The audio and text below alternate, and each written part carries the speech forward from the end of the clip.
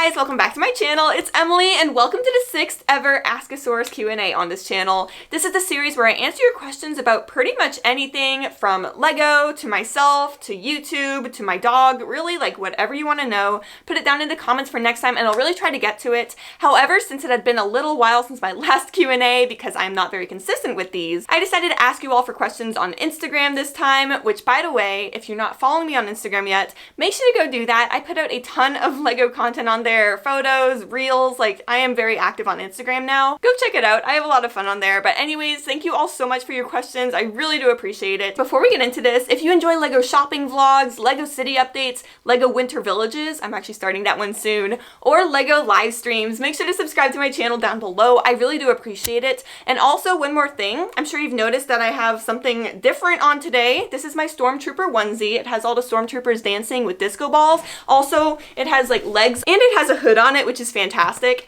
I am just very excited about the AT-AT that is being revealed soon. Well, I guess it'll be revealed after this video goes live because otherwise I would get in trouble for showing this. I'm just very excited. Alrighty, we're getting started now. So my first question is from Tiago Catarino asking, what is your favorite Lego set? This is actually a really good question. I've never been asked this before, so thank you so much, Tiago. I can't even say that with a straight face. I actually have two favorite Lego sets, the Mystery Machine as well as the Disney Castle. I love Scooby-Doo and I love Disney. Like I'm from Orlando, so like I grew up going to Disney pretty much every weekend. So both of those have a very special place in my heart. There's currently a huge version of the Mystery Machine actually for Lego Ideas, like the next round to be selected. So I'm really hoping that we get that set. If not, then that's okay, I guess. Alrighty, so our next question is from the Tray Company asking, how long did it take you to get monetized? So what they're asking here is, how long did it take you to meet these certain requirements on YouTube in order to like start making money? That's like what that means. And those requirements on YouTube are 4,000 watch hours. So like 4,000 hours of people watching your content.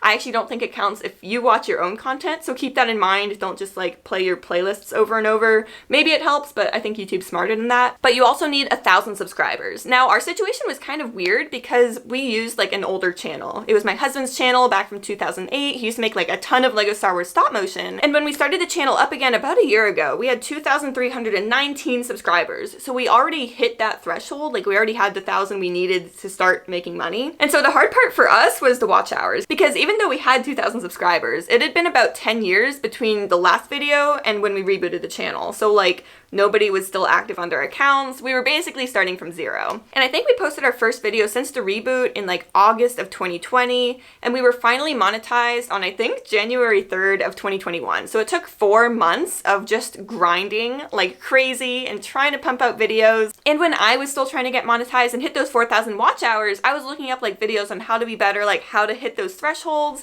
And a rule of thumb that I saw was typically your first 1,000 subscribers and 4,000 watch hours kind of go hand in hand. And that was 100% the case for us. Like within 2 days of each other, we hit both of those thresholds. So I hope that's kind of helpful to know. It took us a full 4 months to get there. It was definitely a grind. It was not fun, but at least we're finally like making a small amount back on all the money we spend on Lego, so that's kind of nice. Moving on to our next question from Brick Snaps. What is your preferred time of day to build?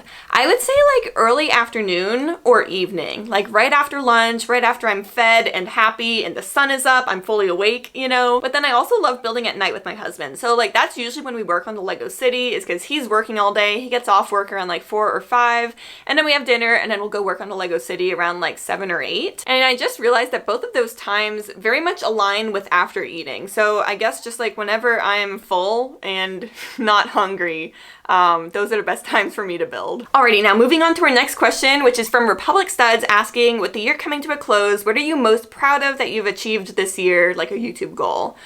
Gosh, that's a really good question. And with YouTube, it's so hard to set goals for yourself. I mean, there's always the goal of like, make content you love. You know, if you're not enjoying what you're doing, it is a grind. Like you're not gonna have fun with it, obviously. And also growing on YouTube is so unpredictable. Like some months will grow by a few hundred, some months will grow by a few thousand. Like it really just depends on what Lego sets are coming out, how popular Lego is at that time. Cause like if there's no Lego coming out, people really aren't like watching videos as often. They're not searching for Lego content because it's not as relevant at that point. So it really just all depends. But the main goal I set for myself at the beginning of 2021 was to try to hit 20K by the end of the year, which if you just like like look down below, we were at 22 point something thousand, which is incredible. So it's really cool that we were able to hit our goal a few months early. I'm kind of hoping, like, it feels kind of ambitious to hit 30K by the end of the year. Saying it out loud kind of sounds like I don't think it's gonna happen, but we will see. Like, I think setting ambitious goals for yourself is better than setting like low-hanging fruit type goals. And something I do keep in mind for myself when setting goals on YouTube is to just realize, you know, things do fluctuate. If I don't hit the goal, that's okay. Like, as long as I'm growing, I'm happy. My goal on YouTube is definitely not to go viral and just like blow up.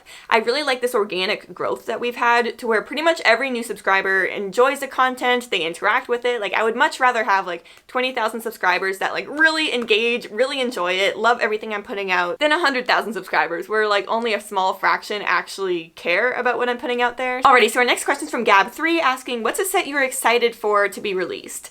Definitely the 2022 modular. There's a brand new modular every year on January 1st, and I don't know what it's gonna be yet. I have zero clue. There's like rumors going around, but really I haven't seen anything. I haven't heard anything beyond just rumor, and often the rumors are wrong. So whatever it is, I'm very excited. I'm definitely gonna be getting it. I'll be building it and like adding it to my city ASAP. Those are just, I collect all of them. I love them, so I just cannot wait. Next question's from Potato Spud 87 asking, have you ever looked at your Lego and thought, wow, that's a lot of money there? I know my parents do, for sure. Yeah, I mean, our collection, like even just what's in frame right now is a ton of money. And I'm just looking around my room. There is just so much money of Lego. But the thing that makes me okay with spending this much money on Lego is that it holds its value. Like, these things do not go down in value, except maybe like buildable Jin Urso here. She is the only one in my collection that has gone down in value. Like, I got her new in box for $5 a few years after she retired. And I think she retailed for like 20 or 30, which is crazy. I just think her face is, it's kind of weird. Alrighty, so next up we have quite a few questions about the Lego Ambassador Network, what it means to be a Lego Ambassador, like how to become a Lego Ambassador, how review offers work, all that kind of stuff. And I'm gonna do my best to answer these questions for you, but I might not go super far in depth just because I don't want to say anything I'm not supposed to. Also, just like a little quick disclaimer, I guess, is that I've only been in it for less than a year, so I don't know everything there is to know, but these are just my personal experiences with it so far. So Mia Zeberlin's asking, wait, you're a Lego Ambassador, what does this mean? I feel dumb. I feel like I should know this. You're totally good, Mia. So essentially, this YouTube channel is in the Lego Ambassador Network. It's really based on communities rather than people. Like, Emily, me, is not in LAN, but like I am the ambassador for the Emmasaurus community. And really the purpose of the Lego Ambassador Network, or LAN, is to support these communities, these adult communities that love Lego. And that's what we are here. We are mostly adults. I know there's some teenagers that watch as well, but for the most part, we are AFOLs. And Lego really wants to help support these adult communities that interact with their products. And so again, from what I know, this is just like what I have seen from LAN so far. To get into LAN, to be a part of the LAN, you basically just submit an application. You talk about your community, your impact on the AFOL community, what you bring to the table, like what sets you apart. Are you innovative? Are you doing things differently than other communities are? Basically, you're describing to them who your community is, who you represent, what kind of Lego themes you talk about. Like, for example, there's communities in LAN that just love Bionicle and they just do Bionicle, and then there's communities in LAN that only focus on Star Wars. And something to note too about LAN is that there's different groups within it. So there's LUGs, right? Like Lego user groups. These are in-person regional groups. Like, for example, there's Texas Lug, and I'm actually a part of that as well, so that's kind of fun. And these exist all over the world. But then there's another group called Registered Lego Fan Media, and that is us. We are Registered Lego Fan Media here. Pretty much anyone you watch on YouTube that's in the LAN is Registered Lego Fan Media. In the communities that fall under Registered Lego Fan Media, or RLFM, are like bloggers, like Chay's Brick Blog, YouTube channels, there's like a TikToker now, there's some streamers, like really any sort of community based online, like any sort of social media presence. Those members of LAN fall under RLFM. Alright, so our next question is from Seymour Lego 1 asking, do you know which set LAN is going to send you before it arrives? Absolutely. Yeah, you definitely know what's coming ahead of time. They'll send you an email and they'll say like review offer for Lego Star Wars 75313. And so they'll send you the theme as well as the set number, but they don't tell you anything else about it. So you don't know what it's going to be when it shows up. Like, for example, with the Mario question mark block, everyone thought it was Peach's Castle, and they just said, hey, Lego Super Mario set, do you want it? And I was like, yeah, sure, like review offer, okay. Like, I love the Mario set so much, and when it arrived and I opened it, I was like, this isn't Peach's castle. Oh my goodness. So yeah, even though you kind of know what it'll be, like a Mario set, it'll show up to your house and you really have no idea what it's gonna be or what it looks like until you open it. And so that part of it's just kind of weird, but also it's still really cool though, because you get to know what the Lego sets are before pretty much anyone else does. And also with the review offers, you're allowed to say no. Like the default is no. If you don't respond to the email, they won't send you anything. But you have to respond, give them your address, like you just tell them where to ship it, that you want the set, and they send it to you. You usually get tracking information and all that. Within that email as well, they give you specific dates and times as to like when you can finally post your reviews for the sets, which is why oftentimes on YouTube, like whenever the embargo date hits, you'll just be flooded with content on your YouTube page from like everyone posting about the same set. That's why, like there's like a set date and time for it. All right, so our next question is from Dressmaker914 asking any tips on how to become an ambassador. Really, the main thing is just to understand what group of people you represent and to build a community. Really, like LAN isn't about like influencers or like anything like that. It's about communities. They're supporting communities. So if you're creating Lego content, make sure that you understand what community that you're trying to represent. Like for me on Emmasaurus, I feel like we represent newer Lego fans because there's so many fans here, like people that watch the channel that are adults and just discovering Lego for the first time, just like me. And on this channel, we focus more on the display sets, the 18+ sets, like anything that looks good on a shelf, pretty much like everything you see behind me. That's the kind of stuff that we're into here. And of course, it'll vary person to person. Like not everyone who watches the channel has the exact same interests, but like for me, I don't really talk about play sets. I don't talk about like the Marvel sets as much. Really anything that counts as a play set isn't really talked about on this channel, but you can go other places for that. And so as long as you're able to clearly define what kind of group of people you represent, like for me, again, it's like newer fans and women, like make sure you understand who you represent, what your community is based on. That's pretty much my best advice for you on that. Alrighty, so that's everything for LAN as of right now. If you guys have any other questions about it, like I'm happy to answer it. Again, like I'm not gonna go super far into depth, but if there is anything else you wanna know, like leave me a comment down below and I'll try my best to answer it. Alrighty, so our next question is from that guy, USMC, asking, are you gonna get to Titanic and are there any other good deals on Lego? So for the Titanic, I'm probably not gonna get it. It's $650. And usually with Lego, the two big limiting factors are money and space.